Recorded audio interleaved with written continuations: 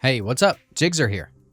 Instead of moving from column to insert the necessary data into your spreadsheet, wouldn't it be more convenient to use a form so you don't have to scroll horizontally all the time? Fortunately, Excel has a built-in data entry form feature designed specifically for this purpose. In this video, I will show you step-by-step how to create data entry forms in Microsoft Excel.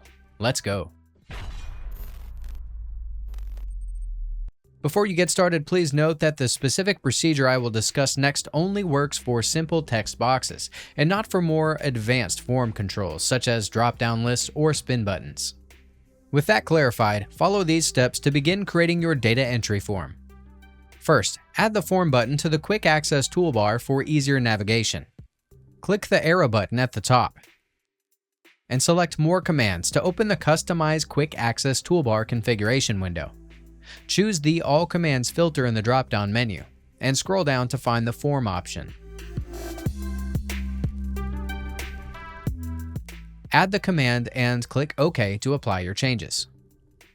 Next, create a table with the specified column headings, as Excel will use them as labels within the data entry form.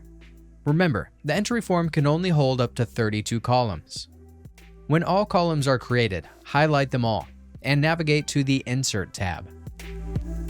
Click on Table. Check My Table Has Headers and confirm all changes with OK. With your table created, you can now easily add data using the form. Just select any cell in your table and click the Form button on the Quick Access toolbar. As I mentioned earlier, your form uses the column headers as field labels.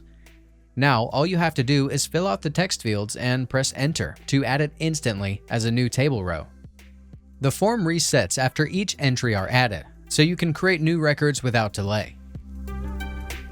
Once your table has existing data, you will notice that the entry fields are automatically populated for easy review.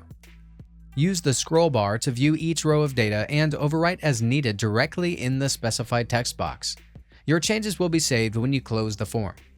In case you accidentally override an entry, click the Restore button to undo the changes made. To create another new entry, just click the New button and provide the data as needed. Okay, if I've been able to help you, I'd appreciate a thumbs up and a subscription. If something didn't work out and you're stuck, check the comments. Maybe someone has solved the problem. Otherwise, I can try and help you further. I offer personal support on Fiverr and can give you independent advice. I also offer many other services. Feel free to check them out. You'll find the link in the video description. Until next time, bye.